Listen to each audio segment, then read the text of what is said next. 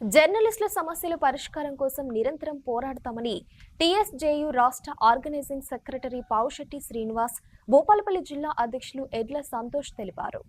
బీహార్లో జరిగిన national journalist union జాతీయ కార్యవర్గ సమావేశాలకు హాజరై తిరిగి వచ్చిన తెలంగాణ స్టేట్ జర్నలిస్ట్ యూనియన్ నాయకులను భూపాలపల్లిలోని కాకతీయ ప్రెస్ క్లబ్లో తెలంగాణ ఉద్యమకారుడు పైడిపల్లి రమేష్, స్థానిక జర్నలిస్టులు ఘన స్వాగతం పలికి శాలువాతో సన్మానించారు.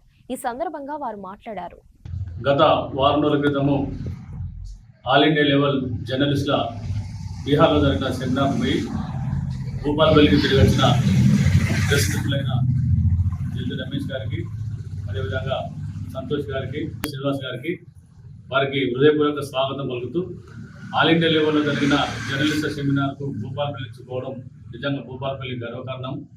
కాబట్టి వాళ్ళు ఈరోజు ఆ యొక్క సెమినార్ను విజయవంతంగా పూర్తి చేసుకొని భూపాలపల్లికి వచ్చిన సందర్భంలో మరి వారికి హెచ్చులు సన్మానం చేయడం జరిగింది.